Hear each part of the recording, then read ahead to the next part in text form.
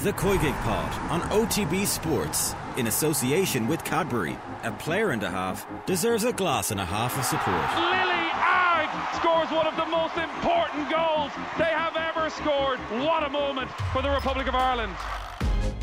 Hello and welcome to the latest episode of the COYGIG podcast. I'm Kathleen McNamee and I'm joined by two absolute legends of the Irish game, Duggan and Emma Byrne, to talk about all the weekend's WSL action and everything that's happening in the world of women's sport. Ladies, how are we both? Very good. Very good. Really good. It's Monday. What can I say? I don't share that sentiment, but I'm good. Yeah. I was going to say, I feel like that was the most excited I've heard anyone say, it's Monday today. It was a lot of like people walking around with like deadness in their eyes in the office, I feel. Those are the people that have a social life and I don't. So well, you were too busy being on the TV at the weekend. Exactly. Well, you see, the weekend I work the weekend, so Monday's a good day for me. It's my day off. Well, apart from this, but yeah. This isn't work. This is fun. Just got to chat up or catch up with friends. A chat up. It's a chat up. It makes it sound like it's something. And it's taking a turn. It was quite it was a good week of football. There was a lot happening, but I suppose when we look slightly outside of the WSL, there has been some not so good stories that we just want to touch on at the top of the show. We will be doing all the WSL crack and analysis later on, and we will have Emma Carroll for our WSL team of the week. But to turn our attention to Spain, and I know, Emma, this is something that you probably are an expert in for many reasons. How did you feel last week seeing the players have to bring out that statement after essentially being outed by the Spanish FA in a situation where they wanted to keep things private, they wanted to keep it internal, and they were just given no choice in the matter? Yeah, I mean, what a mess, first of all. The whole thing has become just so messy and stressful for the players. I think, you know, you have to look at it from both sides. I don't think the players have gone about it the right way. I think there were different ways to do it. You know, initially, this has been happening for quite a while now. Get them having meetings, trying to resolve how they feel, the situation. And I just think they could have done it a little bit better. However, they're young, they're very young, they're in an emotional state, and it is, at the end of the day, their careers, you know, so perhaps they were a bit too emotional. This is why, you know, I was trying to advise them to get someone else in, like the PFAI or someone like that in their own country, because it does help when you've got professionals in that kind of take the emotional status out of it. But at the end of the day, they have emailed how they're feeling. It was an emotional email. They didn't want to create a big, you know, social media event. So they emailed their federation directly, and how the federation dealt with it, I thought, was pretty disgusting. Almost childish, I thought. Well, it was... I just got the feeling they were waiting for this email, and that as soon as they got it, that was it. They were going to attack it and attack the people who were involved in the email. I mean, they named the people, which I don't think was fair, the players. I don't think that was on. And also the things that they said, you know, if you don't want to come, well, don't forget, if you say you're not coming, we can ban you from 2 to 5 years, like straight away. This is like... It's too strong. Big leap, isn't it, from an email to banning someone for 5 years? It's too big of a leap. It was ridiculous. It was an attack. And you're talking about attacking girls who are feeling quite vulnerable at the moment, who have taken a huge step. That some of these girls are 22 years old. Like, they haven't even, you know, they haven't even started to play at the top level yet. And they've made that decision because they are feeling that, you know, emotionally they couldn't go, and they need a change there. And whatever the reason is why they emailed them, whatever the reason, it doesn't matter. They're feeling, you know, vulnerable. You're talking about young players, and the federation should have done better. And then at the end of the day, if it came to that the federation were like, listen, no, we're not going to bow down to you. We're not going to whatever they want, sack the manager or whatever. Then they make that decision and they talk to the players. They don't do it publicly. They don't do it on social media. It's ridiculous. I thought it was a complete attack on them.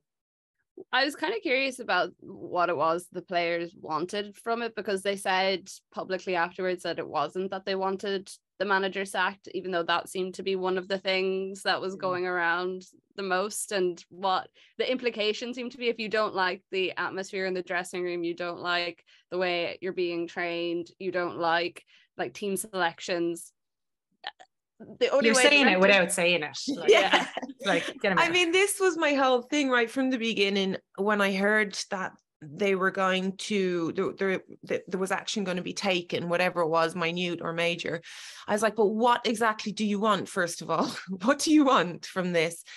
And there were literally too many things, too many changes for me to keep the manager there, because it was basically everything he did. Well, not everything, but a lot of the things. And to be quite honest, they did have reason to ask for a new manager, but they didn't lead with that. They led with something else, and that was the problem. So now it feels like they're just trying to come back on themselves, when if they did have someone in there advising them, they would have said, right, this is what we want, this is why we want it, and you have to be able to understand that. But I think it all got a little bit mixed up, and I think they went in maybe a little bit too easy, and it's not an easy situation. So you kind of have to be a little bit cutthroat, unfortunately. And at the end of the day, these are players. Let's look at it realistically. You have a manager that's been there from the under-19 and then progressed to the senior level, who's a very good under-19 manager, by the way. Probably, from what I hear, it's treating the girls like they were still under 19, which obviously is not okay for a senior team. Mm-hmm. And you're talking about players that have won Champions League, that are top in the world. You're talking about 6 or 7 players that have won Champions Leagues, who are the best players in Europe, and they can't get past the semi-final stage. It's not on. It's unforgivable. And not only that, you're it was in the Euros. Not the Euros was just gone, the Euros like 4 years ago in the Netherlands. They totally underperformed because of his choices, because of the choice of players he made when there were strikers, which is what they were missing. Mm-hmm. There were absolutely brilliant strikers back in Spain, having a cup of tea, having their Spanish omelette, whatever they were doing, and they should have been there with the team. So that should have been the time to talk about, should he be there or not? Yeah, like you'd expect it from France maybe, or someone like that, who are always a bit head the balls when it comes around big competition time. But Spain, when they have seen the growth that they have in terms of their domestic league over the past few years and all the success Barcelona have had, they should be just capitalizing on it. And this is just putting a bit of a stain on everything at the moment, I think. Yeah, exactly. And, you know, women's football has progressed, and you have to ask, do the federation want the women's team to progress? Do they want them to win things? Because at the end of the day, you look at the team, it has to be something the manager's doing, because they have the best players in the world. And you have players that have sacrificed a lot of their lives to be the best players. And now they're saying, well, we want to win with the national team. And what do we have to do that? And I think it's a valid question they're asking. Yeah, and like if you look at the Euros, everyone praised how Wiegman kind of protected her players and treated them like they were exactly that, adults, not an under-19 team, and just very straight and specific with them. And it just seems like this is the opposite. And surely if they do want to win something, they should be taking a leaf out of the FA and look at what the English did recently. That's definitely a story we will be following over the next couple of weeks. It'll be interesting to see. They're playing the US women's national team start of October, and a couple of those players came out and voiced support for the Spanish players. So it'll be interesting to see if they actually do anything, or if anything comes of it at the time. The COYGIG Pod on OTB Sports is in association with Cadbury FC, official snack partner to the Republic of Ireland women's national team. Coming up next, we have Team of the Week with Emma Carroll, and then we will have some analysis on the weekend's action.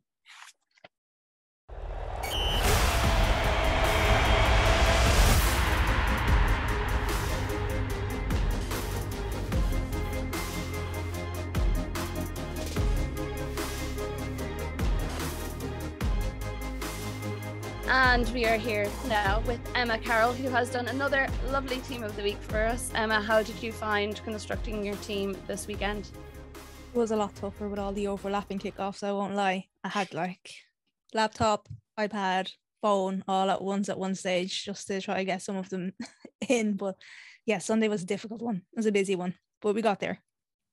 Well, do you want to show us your selection after all your hard work that went into it? Welcome back, and Catherine Berger in goal. We spoke about her last week. Ashley Neville was brilliant again for Spurs this week. Raffaelli and May Letizia, and then Una Badier as well as the defenders. Midfield, I toyed around with putting Erin Cuthbert in there. I thought she was excellent, but I went for the Arsenal duo because I just thought they were brilliant. Leah Walty and Kim Little, and Frank Kirby in there as well. And then a front three of Lauren James, Caitlin Ford, and Jess Park. There was lots of like nodding and smiling as you were reading out this team. So I feel like there's going to be not too many complaints about it. Karen, for once. Yeah. What stood out for you from this team? Well, starting at the top, I suppose, Berger, you'd have to agree, considering she's just back in the team after what must have been a very difficult period for her. And she showed great composure when she was called upon, and like kept a clean sheet against City when City were kind of knocking on the door, it's particularly in that first half. So for many reasons, I thought that she definitely deserved her place. And in terms of the backline, like I'm a huge fan of Batier. We spoke about her last week. Neville the same. Trying to see where I can argue with the backline. Letizia, again, big up to the United representation there. Raffaelli, great goal.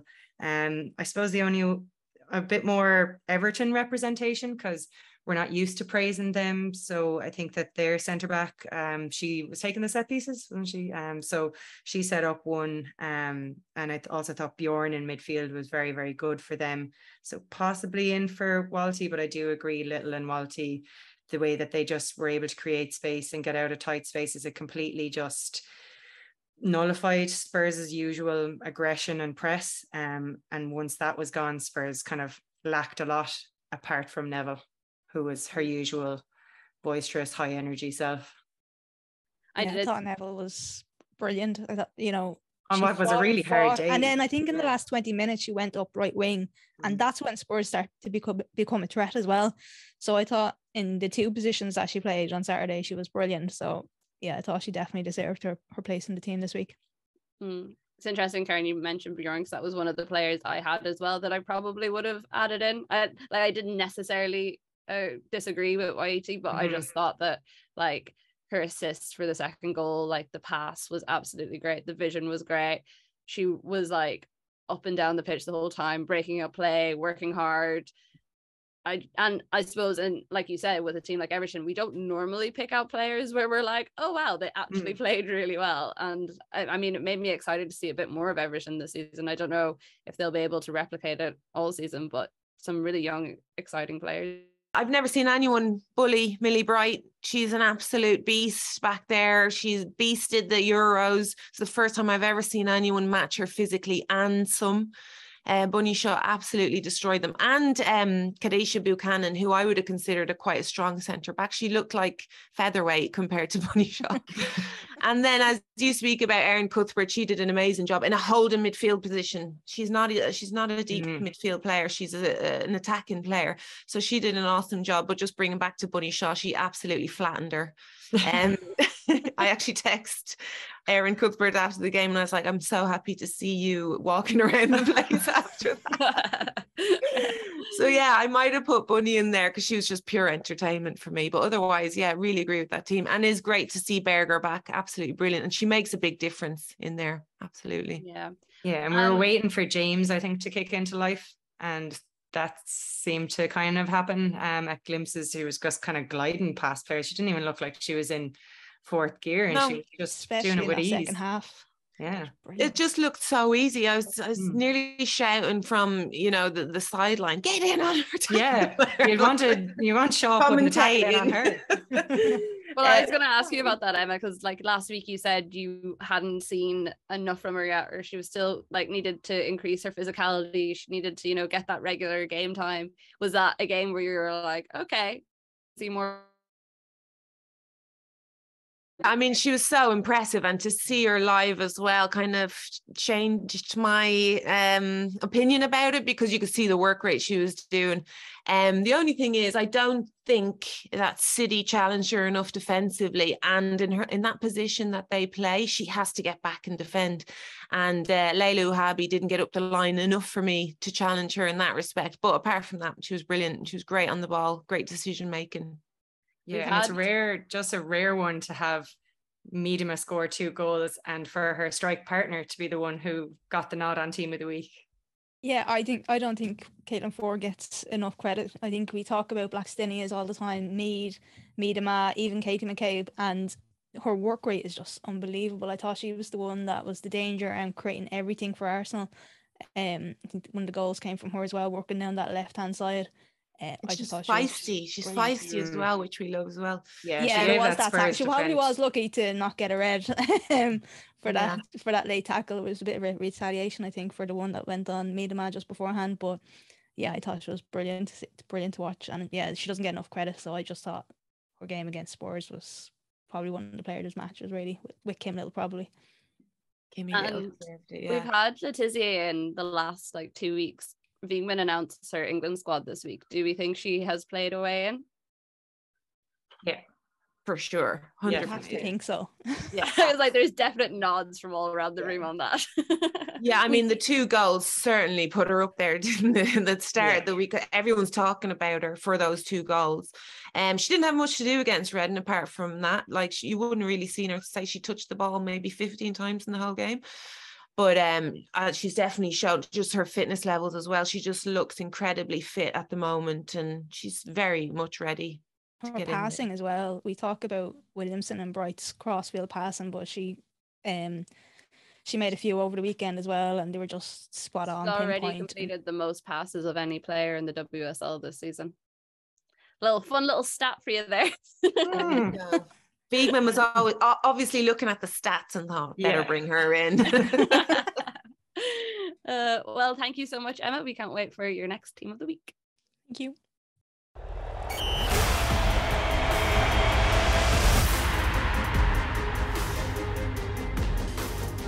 Now, it was a weekend of dramatic action across the place, watched on by over 90,000 fans, I think was the final tally for the weekend, which was great. The atmosphere in Anfield last night looked unreal, and of course you had the 47,367 people turning out at the Emirates. Probably would have liked maybe a bit of a better game at the Emirates. Obviously, it's always nice to see Arsenal get a 4-0 win, I'm sure, but also a bit of competition would have been nice, considering we have had a bit of a battle between the 2 teams in the last couple of years. Yeah, I mean, we're at the stage in women's football where we want to see good games. We don't want to see mistakes. We don't want to be talking about the levels of the teams, even though we will. So yeah, you wanted a good game, but the fact is, it was Arsenal Spurs, so you kind of want Arsenal. Well, I did anyway. I wanted Arsenal to absolutely hammer them, and the fans, they absolutely destroyed them, didn't they? And of course, the fans that were there, they're Arsenal supporters, so they hate Spurs, whether it's men, women, kids. That's Spurs. No one is safe. So yeah, it was a great night in that respect. Fantastic crowd, which I was really happy about, because we were talking about Arsenal playing in the Emirates against Wolfsburg last year in the Champions League, and it was really disappointing. So I'm glad that the club have managed to work a bit harder to get the supporters in. But yeah, I would have preferred a more challenging game for Arsenal. And I'm really looking forward to them playing a better team, a team that's going to challenge them. And the same with United, when we get into the mix of it properly, that's going to be really interesting, very interesting.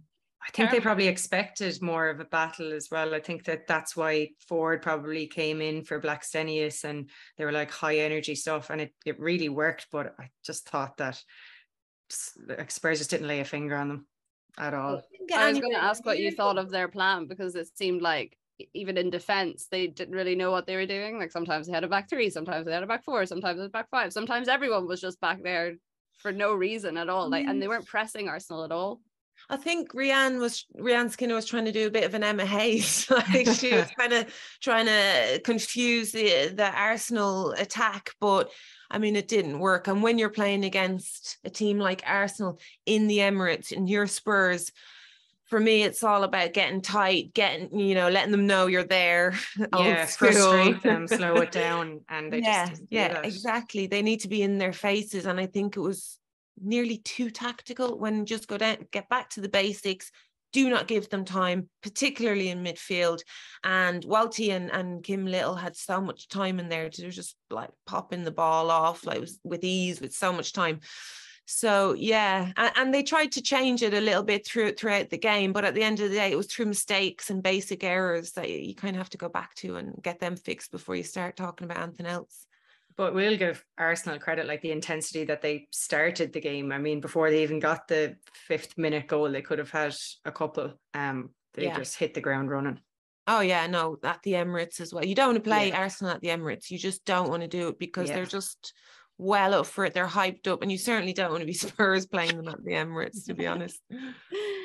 And what do you think it's a case of, say, everyone's looking at Arsenal right now and saying that they look very good, but you mentioned the fact that they haven't really had a challenge yet, and we saw even in the Champions League, which was probably the main challenge they've had, it didn't go all that great. Is it a case in the WSL where, I know, Emma, you've said before that you think they're going to win the league this season, but like, do you think they would beat Chelsea in their current form? Yeah, in their current form, yeah. If they played Chelsea yesterday, they would have beaten them, I think, without a shadow of a doubt. Arsenal have started incredibly, actually. The way, the form, the fitness, the sharpness, which is always really difficult at the start of the season, no matter how many pre-games you've played and how much training you've done. I think Chelsea do look a little bit rusty, and I think Emma Hayes would be the first to admit that. You know, they're coming in, they didn't have a very long pre-season, and they look, specifically Sam Kerr, who they depend on, they look a little bit rusty. So I think Arsenal would beat them at this stage, but you can see they're already picking up their momentum, Chelsea. So, you know, 2 more games in and we'll be talking about how good they are and how much they've gelled and how they look fit and sharp. But I do think Arsenal, I said it last season as well, I thought they should have won the league. I thought they were a better footballing team. I thought they were the best footballing team. And they made mistakes. They drew silly draws during the year. And I think they've learned from that. They were already talking about not dropping points. And the fact is Chelsea and Man City have dropped points already. Yeah. Which I can't see Arsenal doing. Yeah. And if you were a neutral and you had to pick a team that you wanted to watch based on just excitement and skill, you're going for Arsenal over the others, really. Yeah, absolutely. And this is where I'm looking forward to the Champions League because, you know, they've failed. Let's be honest, they've failed in Champions League, and they know that. And it is the competition that you can prove you can compete at that level, and they haven't done it. And I think the individual players, I know there, particularly Kim Little, will want to show that they can compete with the best in the Champions League. I think Miedema as well, since she stuck around, she obviously had that in her sights as well. Yes, absolutely. You know, Miedema signed a 1 year, by the way, which for me doesn't sound very convincing. Yeah. But yeah, obviously she wants to play at the top as well, you know, and I have a feeling she might go somewhere that she's going to, you know, be ensured semi-final Champions League level for sure next season. Well, they're just going to have to try very hard to get to that final this year, and hopefully she might stay on for a bit longer. Emma, you mentioned Man United as one of the teams that you thought performed well over the weekend. What did you enjoy about their 2-0 win over West Ham? I just really like how they play. I like how they build from the back. I like what Mark Skinner's done, and I really like the players he's brought in. Like, it's just completely changed. Yeah, team. They were a good team last year, but I thought they were kind of battling, and they were very good at like fighting for points and a difficult team to play against. Now I think they're a team that nobody wants to play, like, because they play fluid football. Lucia Garcia is a complete handful out there. Yeah. And you know, they're a really difficult team to play against, and they've got pace at the back, which, you know, so your long balls aren't going to work. They've got a really strong midfield, the weakest unit for me before. And they're extremely dangerous in attacking. And Leah Galton hasn't even got going yet. Like, when she hits her form as well, it's going to be both sides. So I look at them and I think, if I were to play against them, how would I set up? It's difficult. Yeah. You're not going to be able to stretch them because they have that pace at the back. Just going to overload the midfield and try to dominate in there. And they're really good in set pieces as well. So I'm just looking to see how teams are going to play against them.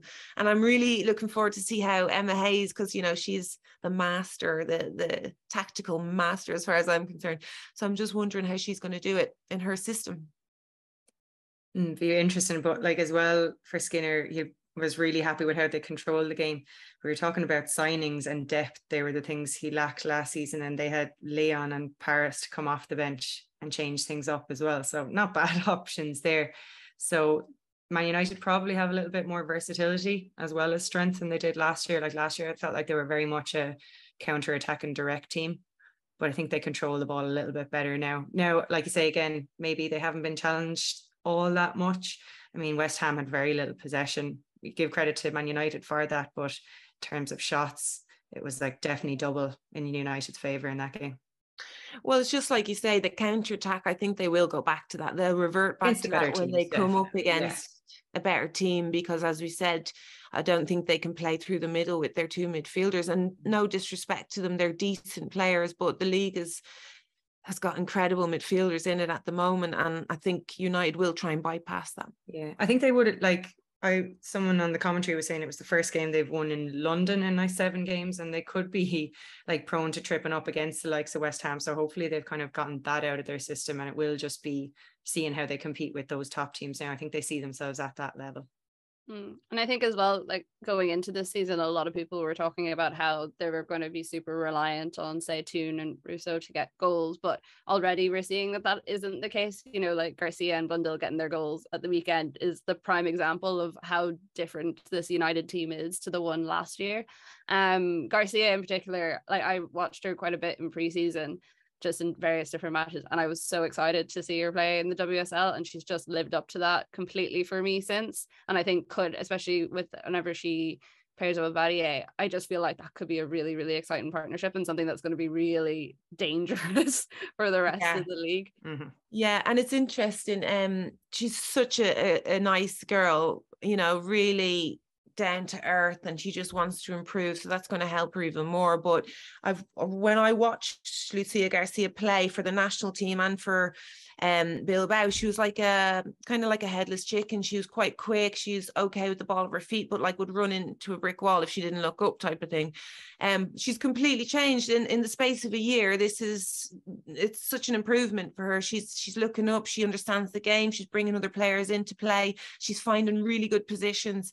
So yeah, I'm really happy for her. Really, really happy. She works hard. She works hard for it. And on the other side of the pitch as well, we should give a mention to Izzy Atkinson coming on and replacing Jessu. So keeping the Irish spirit alive there. Said she was gutted after the match that she didn't get her goal or an assist, but because that's what she really wanted to do for her debut. But hopefully it'll come at some point down the line for her, or even on the national side either. If she wants to do it for us there, that's absolutely fine. Yeah, we'll take that.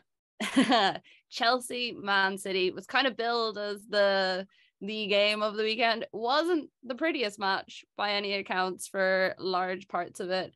Emma, I know you were at the game. What was it like sitting pitch side and actually seeing it all unfold? I was actually really happy, because I thought I was so happy. I was just happy for you.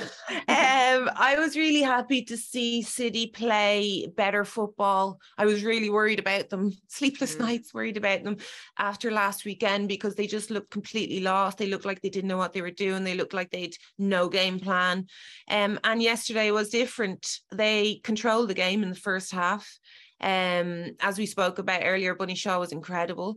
The only problem for me, and I think it will be a continued problem, is number one, Bunny Shaw tends to find it problematic bringing other players into play. She's a very individual player.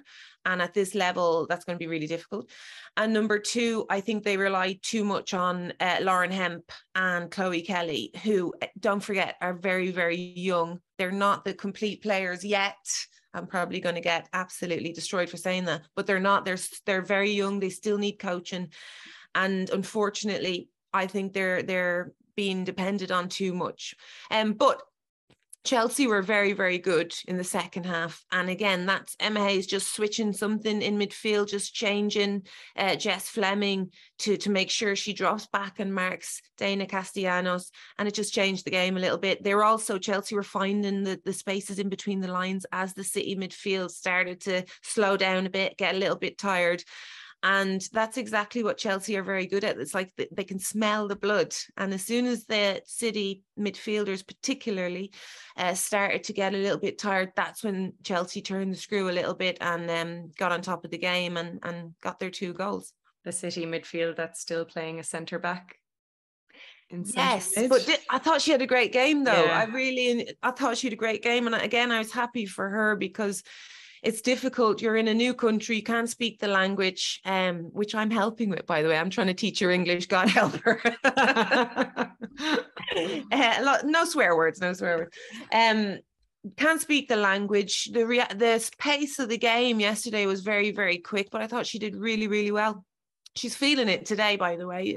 I'm not sure how she felt when she woke up, but she was definitely feeling it a little bit last night. So I'm sure she's feeling it today.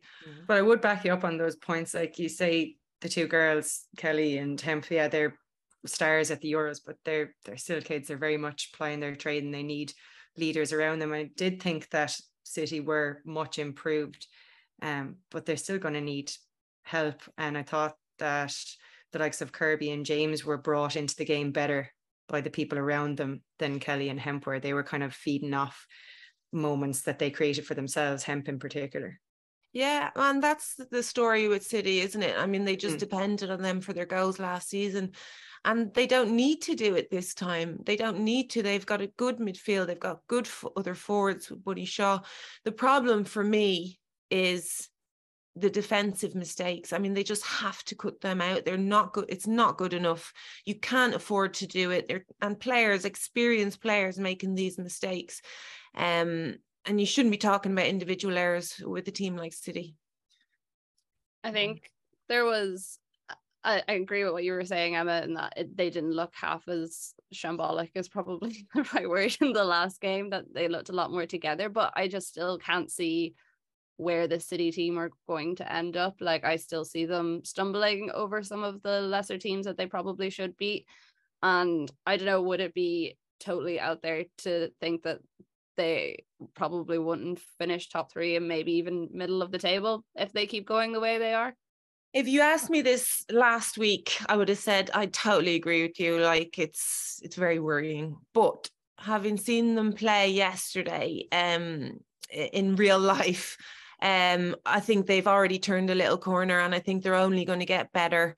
They still have a problem defensively, but I think I just think they're starting to build on that a little bit. Yes, they still have problems, but I think if the Spanish and the Venezuelan player gets their chances and fits into the team and gets more minutes under their belt, I think they can easily be one of the best midfield in the league. And I think that is going to happen. So just, again, like Taylor says, they need time, although this should have been sorted pre-season, and that's the problem. He seems to have been asking for time for about a season and a half at this stage. For different reasons and for completely different players, since no one's actually the same that was there last season, but it does seem to be his regular complaint. Karen, Emma Hayes said after the match that the team kept playing themselves into trouble, and I feel like this is something we've seen quite a bit with Chelsea over especially the latter half of last season, where they were just making things much more difficult for themselves than they needed to do. Do you think that, is this a fitness problem? Is it not getting the right setup, or not the team not being comfortable enough with the right setup? No, I don't think so. I think there's a little bit of staleness after the summer and not being completely bonded with the shorter pre-season. I think possibly that they were so used to getting leads early on and Kerr firing on all cylinders, that maybe just a little bit of, not panic, but a little bit of apprehension comes into their play when they're not completely dominating straight from the off, because I did think City were probably started the stronger, and they were lucky to go in at halftime having got that Kirby goal. And again, it was kind of, there was a few City defensive errors there. It wasn't that they completely played their way into that lead. They came out in the second half and were much better. So I do think it's just a little bit more time, and as Emma said, the influence of Kerr on that team will be huge. And also they're still missing Harder, so she's someone still to come back in, and maybe it'll put pressure on Kerr, or it'll take the pressure off her a little bit, just having another name in the forwards, to, because she said last week, Emma Hayes, that they couldn't hit a barn door, and there were still points in the game where you felt that. Yeah, well, like if you City had more shots, I think, than Chelsea did during the game. But even City did have more. If you take that opportunity for Sam Kerr in the first half, when she was in on goal from a very poor back pass from Steph Houghton, and she passed it. I thought that was strange. She gave it to Kirby, who even was like, "What?" Yeah, and she actually was on her back foot to Kirby, so it just didn't make sense. I think that's a big confidence thing, and we were speaking about this about Sam Kerr at the start of last season as well. She needs to score, and I'm not even going to say it because we're probably going to be saying she's top. It will be golden boot, 100%. Yeah, exactly. But it's like, Emma Hayes also needs to find her team as well. There needs to be consistency, and you saw last week they had the three at the back. Did not work. The rumor was she was going to stick with the three, and I was like, I don't believe it. I can't believe she's going to play Millie Bright right at that three and Lauren James right. It doesn't work. And then she went back to the four, bringing Maren Mjelde in, going right back, which worked very nicely. Yeah. It kept him out of the game. So I think as well, it's Emma trying to find her team as well. That's something she needs to do. But again, Chelsea, they're not worried. Emma Hayes is not worried. She knows she's got the players that can do a job. So it's just about finding that proper team and making sure they're sharp as nails. Were you surprised that Mjelde took the penalty? Not really. Last week Kirby took it? No, because Mjelde is their penalty taker. Yeah, and she rifled it into the top corner, to be fair. Wasn't it? Yeah. And I know that one up for 18 months. Emma Hayes said something, that's it. It doesn't matter. And I thought, I have total respect for Mjelde coming in, having been out for so long. She hasn't started a game in over a year, and then to step up and take the penalty. And it was a crucial one. 1-0 down is a very crucial time to score your second goal. Did you think Shaw had a shout for a penalty? I think the replay showed it was slightly outside the box. Just outside. But I was calling for a penalty because I thought it was just inside. And I was just like, oh my God, giving away a penalty 2 weeks in a row. Yeah. Welcome to the WSL, Buchanan, but this is ridiculous. And then Leilu Abbey, new to the WSL, gives away a penalty at the other end. It was a tough one though, the handball. I mean, it was you saying ball into the no, but it was definitely a free kick, definitely, and the ref was having none of it. I thought that was very obvious. It was a free kick, so maybe she was just being nice to the newbie. Maybe. And then to the most unexpected result of the entire weekend, I think that's probably a fair enough title for it. Everton beating Liverpool 3-0, complete dominance for them, silenced Anfield, well, as much as they could anyways.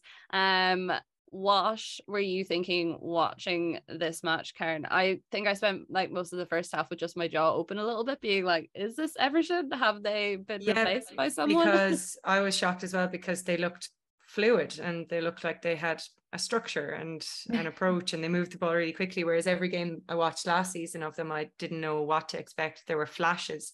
I think good credit to Sorensen. He made 3 changes, bringing in Finnegan, Christensen and Park. And I mean, Finnegan and Park got on the scoreline, and Christensen set up a couple of chances that could easily have been converted. They could have actually had another few. And we were bigging up Liverpool last week, but they were brought back to earth. So you don't know if it was a poor Liverpool performance. Maybe they were overawed by Anfield and the occasion or whatever. But I'll choose to praise Everton because, like I said, we haven't done it all that much because they've been chopping and changing. You don't know what to expect. But I thought that they just played with confidence, and they looked dangerous from set pieces. They seemed to just have all their tactics right on the day. Well, Matt Beard said after the match that it was that he thought that the players were overawed and that's the reason why they didn't play. He was like, we're going to have to learn to deal with these types of stadiums and crowds. I don't want that to be the excuse, but it was a factor, and kind of saying that they normally play at Prenton Park, which is very, very different. It comes with a different sort of pressure, and that Everton just took full advantage and thoroughly deserved the win. I mean, how much can you blame being overall, Emma? Do you think that was the case, or do you think it was just a general disjointed performance from Liverpool? Did they maybe get in their heads a bit after? I think they got a bit carried away, to be honest, from last week. I don't think the occasion got the better of them. You're talking about players that play in big stadiums, play for their national team. I hope it's not that excuse, because it's a ridiculous one, really, to be honest. I think personally that they were so good last week in their 5 at the back, so compact, and I think this is the difference between playing in the top level and then coming up from the second. You can't spend that much time on the ball. It will get taken off. You can't make those mistakes in midfield, playing it back and giving away possession, because the turnover of possession is so quick in the WSL that you just don't get away with it. Yeah, the third goal really, the first time Liverpool really overcommitted, and then they were just torn apart. I mean, you just can't do it, and you can't leave those spaces. They're playing 3-5-2 or 5 at the back last week, and those fullbacks got forward, leaving huge gaps behind them, and then not keeping the ball, completely exposed at the back. I mean, this is the problem for Liverpool, and they're going to have to change that mentality. And it's good to see them have ambition and think that they can take games to teams, but also need to bed yourself into the WSL and kind of make it exactly. As it's their difficult second game. possible. You have to be exactly. You have to be realistic. Unfortunately, I think it was bad timing that they were playing at Anfield, to be honest, because you want to perform, you want to put on a show for your home team, for your home fans. But at the end of the day, they've played there 3 times and they haven't scored. They're yet to score at Anfield, and for me, I wouldn't want to play there. I'd be like, no, I want to play in the back garden. I'm not playing there. I did love the just ultimate joy that all the Everton players were getting every time they scored. Like, it was proper passion. I think they knew themselves because they're probably Liverpool supporters and they're scoring at Anfield. I'm pretty sure at least 2 of them were, or at least 2 of them have talked before about being Everton's or about being Liverpool supporters. So yeah, I mean, I agree with Carroll that Everton did a really good job, but at the end of the day, I know Matt Beard will be really, really annoyed, because there were mistakes. There were mistakes. The first one was a mistake at the back post, and they were warned before. They leaving the back post free. The 2 corners prior to that, they'd lost the headers in the back post. So that's when you got to change it. You got to make sure you win them, and that's where Everton were going. The first goal, the second goal, Megan got caught in possession. I'm afraid. You got to clear that. Clear that. Clear it. Rose said, what's wrong with that? She did really well getting back and taking the ball. Yeah, she had it under control. And then she looked up and obviously didn't see it out, but just took too long, and a mistake. And then the third goal comes from Melissa Lawley trying to play into midfield, a square ball. Like, if Dick Akers had been their manager, she would have been taken off. Well, at least it did add an extra level of intrigue to the rest of the season for both Everton and Liverpool fans, because now it's hard to know what to expect for either of them. Unfortunately, we're going on a bit of a WSL break over the coming weeks as the internationals are on. But we do have something to keep you tied over in the meantime. We are still running our competition thanks to our partners at Cadbury's. We're trying to support Irish women's grassroots football, and we are still giving away all the net profits from our most recent Cadbury Roadshow in Vicar Street. We will give you the opportunity to win €1,000 worth of equipment for your local grassroots adult club. So all you need to do, it's so simple. Whenever you're not watching the matches this weekend, you just contact us with your club details and contact information at the COYGIG Pod at offtheball.com. Terms and conditions apply. Head over to otbsports.com for more. We will be back with the podcast next week. We will have a brand new Ireland squad to mull over, because Vera is announcing that on Friday, and we will also have more general analysis and interviews. We will chat to you next week.